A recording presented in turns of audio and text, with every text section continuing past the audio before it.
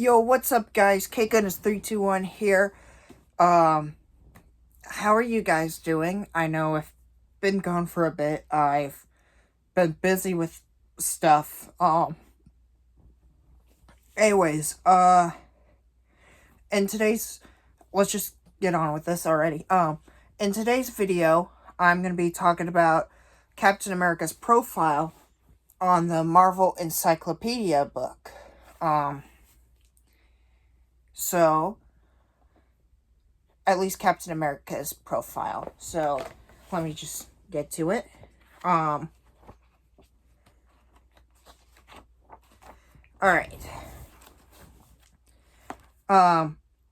Real quick, Captain America was the first ever superhero.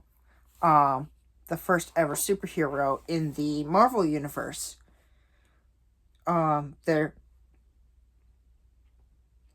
And then it became Iron Man later and all sorts of other heroes. Alright. In the late 1930s, with the threat of World War looming in Europe, the American High Command embarked upon a program to create the perfect soldier. Project Rebirth, spearheaded by Dr. Abraham Erskine, was intended to create a battalion of supreme fighting men, stronger and more resilient than normal soldiers, expertly trained and equipped, a bulwark against Nazi aggression.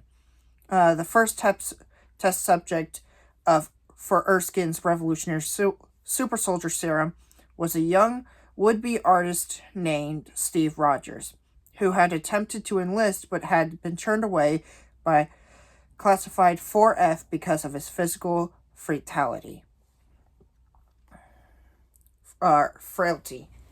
He was super pale, and just was not strong at all.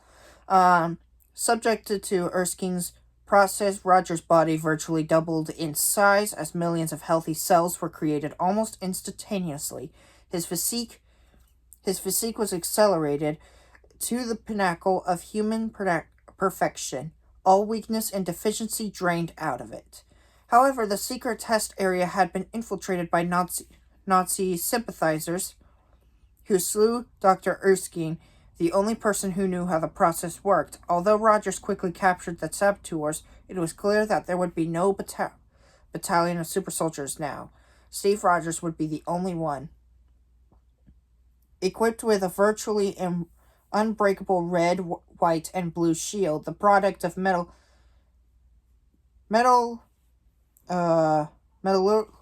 it's a very hard word, some metal accident, and trained in combat tactics, espionage, and the fighting arts, Rogers was rechristened Captain America, or renamed to Captain America. Clad in a striking star-spangled uniform, he became a symbol for the U.S. fighting forces and a dread nemesis of the Axis powers. In his many battles against Nazi aggression, Captain America was joined by a psychic, the worldly James Bucky Barnes, who had discovered the secret of Rogers' true identity. Fun fact, this Captain America was like a role model for people to become soldiers and help join the war of World War II during when the Nazis were attacking. That's a fun fact. Stan Lee made it to try to help people join the war. Together, Cap and Bucky tore a swath through the ranks of the enemy forces, vanquishing such Nazi menaces as the Red Skull, Agent Access, and the Iron Cross. The duo were often joined by their allies in the Invaders team, including the original Human Torch and Namor the Submariner. In 1945, Cap and Bucky were on a mission to apprehend the German scientist Baron Zemo, who planned to steal an experimental long-range drone plane developed by the British. As the plane took off, Cap and Bucky made a desperate leap to catch it. Cap couldn't maintain his hold and plummeted earthward. Seconds later, the plane self-destructed, seemingly killing Bucky and Barnes. Cap's body plunged into the icy waters below, where he was frozen into a state of suspended animation, a condition he would remain in for decades to come. To safeguard morale, the Allied High Command kept the deaths of Cap and Bucky secret and recruited other heroes to play the role of Captain America. Meanwhile, the true Captain America slumbered within the ice. That's the first part. And now here comes the part where, as we all know, eventually, while searching for their foe, Namor, the same person who had fought alongside Steve Rogers in the Invaders, the Avengers came across Captain America's body floating in the icy waters and revived him. Now, Captain America was a man out of time, a soldier whose war was long over, attempting to find a place for himself in this strange new society. Cap accepted an offer of Avengers membership and swiftly became the binding glue that held the team together. Cap also offered his services to his old war buddy Nick Fury, now head of S.H.I.E.L.D. It was while operating as a S.H.I.E.L.D. agent that Cap first encountered Sharon Carter, S.H.I.E.L.D.'s Agent 13, who had become his paramour. It means a person that he might be in love with later on.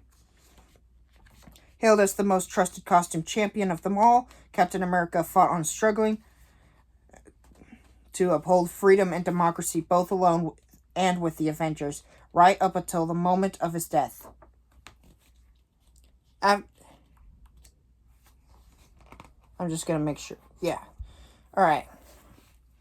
After the announcement of the Superhuman Registration Act, Captain America Steve Rogers could not stomach enforcing what he considered to be an unjust law. He broke with his old friend Tony Stark, Iron Man, and formed a resistance movement to help willing heroes to defy the law. This split fractured the superhero community and set the heroes against each other in what would become known as the Civil War. At the end of the war, Iron Man defeated and captured Rogers, who was soon after assassinated, as he was brought into a federal courthouse in New York City. Yeah, it's kind of like skipped a few things, but there's been complaints and trying to keep the Free Act and all that. Without Rogers to lead it, the organized resistance against the Superhuman Registration Act fell apart. Many of the heroes who had held out stepped forward to register.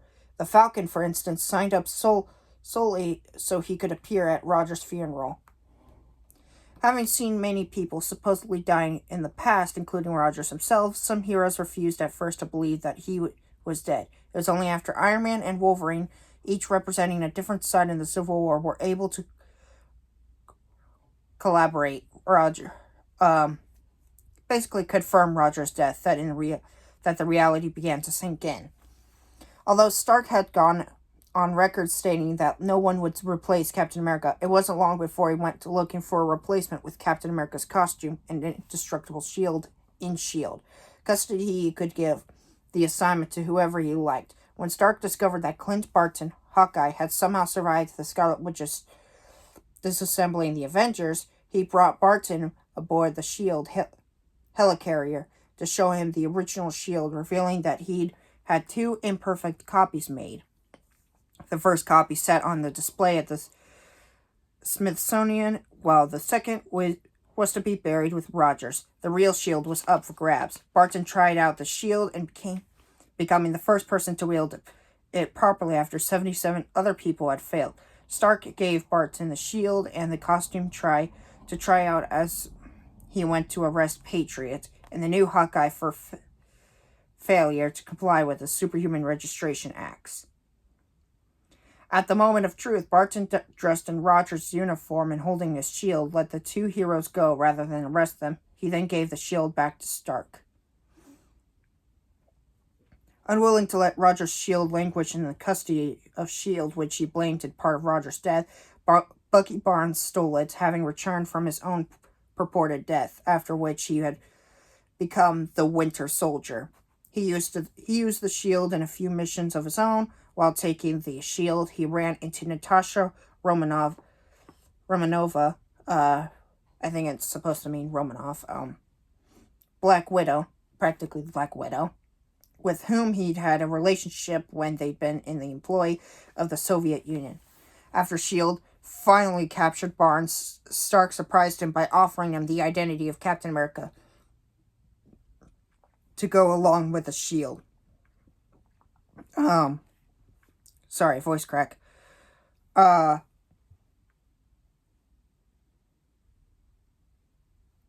It goes on.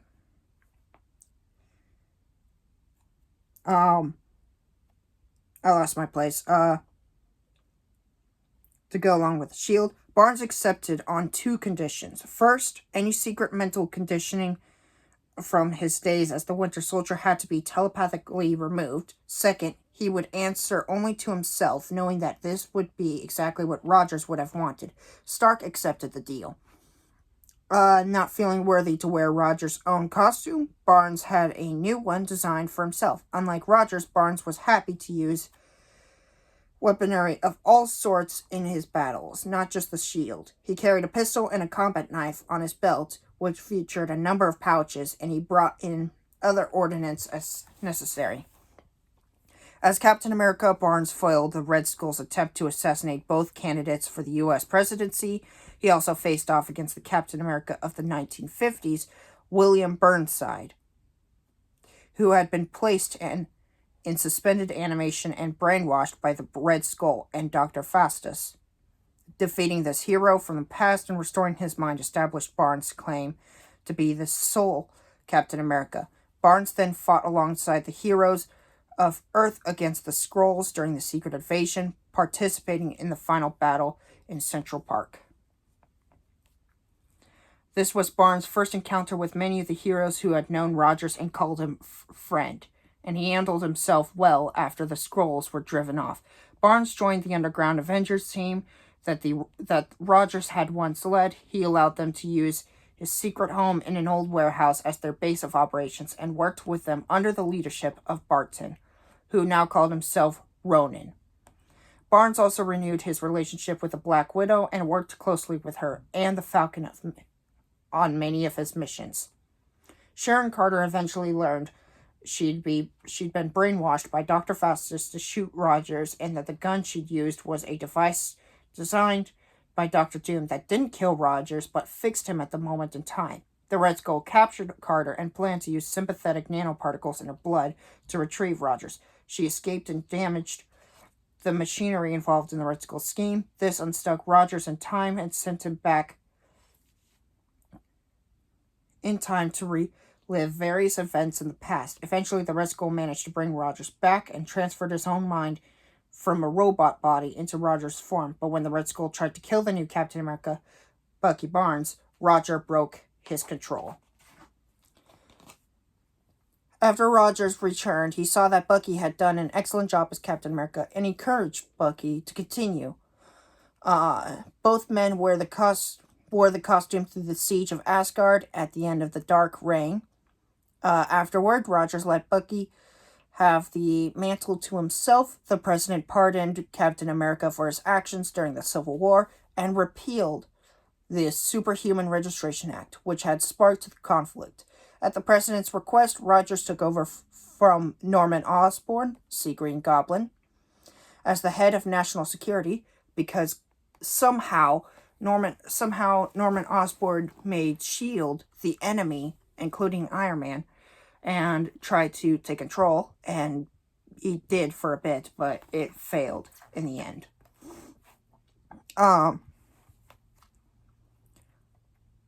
Well, I'll talk about what happened with Green Goblin later, in his profile. Which put him in charge of rebuilding both S.H.I.E.L.D. and the Avengers. Rogers served in that capacity until Baron Zemo revealed Barnes' identity not only as Captain America but also as the Winter Soldier. Barnes was found innocent in court, but his reputation was ruined, and the president asked Rogers to return to being Captain America. Rogers resisted for a while, but after it seemed that Scotty, a transformed Sin, I'll talk about him later, had killed Bucky during Fear itself, Rogers assumed that role again. In a subsequent battle, the Asgardian god of fear, the Serpent, attacked Rogers and shattered his shield, but Rogers rallied. He later used Thor's hammer, Mjolnir, to bring Scotty down. Odin had the shield. Odin had the shield reforged for Rogers during the Spider Island event, which we will talk about during Spider-Man. The Spider Queen and the Jackal transformed Rogers into the Spider King, a creature capable of spreading spider powers as a virus across New York City. By means of an antidote made with anti-Venom's blood, Rogers was cured, after which he helped Spider-Man win the day. After leading the Avengers in a huge conflict with the X-Men over the use of the Phoenix Force, Rogers created an Avengers Unity Squad consisting of both X-Men and the Avengers. The new team soon found themselves fighting the Red Skull, who had enhanced his powers by stealing Charles Xavier's brain. Shortly after defeating the Red Skull, both Rogers and Sharon Carter were transported to Dimension Z, a strange realm ruled by Arnim Zola. Rogers escaped from Zola, taking with him a baby that Zola had been growing in a test tube, whom Zola considered his own. Rogers spent years in Dimension Z fighting Zola's forces and raising the child, whom he named Ian, as his own. Roger later managed to escape thanks to the sacrifice of Sharon Carter, who was left trapped there. Back on Earth, Rogers found himself facing an ex-SHIELD agent called Iron Nail, who managed to neutralize the super soldier serum in Rogers, leaving him old and frail. When Zola's forces attacked from Dimension Z, Rogers knew the world needed a new Captain America and convinced his old ally, Sam Wilson, the Falcon, to take on the role. While Rogers still used his tactical skills to help the Avengers, Wilson became an effective Captain America. Wilson also had his own take on Cap's classic costume. He fought the Sons of the Serpent and gained his own sidekick in the form of a new Falcon. Wilson's Captain America joined the Avengers and helped fight Warbringer and other foes. However, his unconventional methods eventually brought him into conflict with Rogers, causing Wilson to eventually step down as Captain America. By then, Rogers himself had been remade and his youth and strength restored by Kobik, a sentient cosmic cube who had been manipulated by the Red Skull into becoming a supporter of Hydra. Kobik used her immense powers to rewrite Rogers' entire history. The real Rogers was trapped in her mindscape, while a new evil version of Rogers, one that was a loyal Hydra agent, was placed into reality. This evil version of Captain America eventually revealed his true colors and took over Hydra, using its forces to conquer America and turn it into a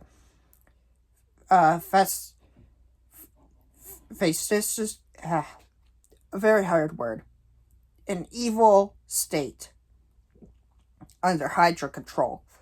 Eventually, the true Rogers escaped from Kobik's mindscape and returned to the real world where he defeated the Hydra version of himself. In the aftermath, America was rebuilt, but Captain America's reputation had been badly damaged. It was a troubling time for Rogers, with enemies such as the Power Elite filling the void left by Hydra. But with the real Steve Rogers once again, Captain America, he was more than determined than ever to do the right thing. And that's it. That's all we have for now. I think Marvel kind of ended it there. A lot to go over. Steve Rogers, Captain America has gotten mainly Bucky Barnes, Steve Rogers, and Sam Wilson, at least in the comics. In the Marvel Cinematic Universe, the MCU, it's right now Sam Wilson as aka the Falcon, who became Captain America now. I can't wait to see the new Avengers movie that will come out. I know there's going to be a new Avengers movie. I'm just not sure when it will come out. But I believe that's going to be all. That's all for now about Captain America. If you guys like the video, please leave a like. I will do I'll figure out who to do next in the Marvel Encyclopedia. But that's it for now. If you guys like the video, please leave a like. And if you guys haven't already yet, please do click that subscribe button. the goal right now is to get to 500 subscribers. If we can get to 500 subscribers, that'll be amazing. And be sure to click that bell notification to receive all the newest videos later on. Hope you guys have a great day. I'll see you guys later. Peace.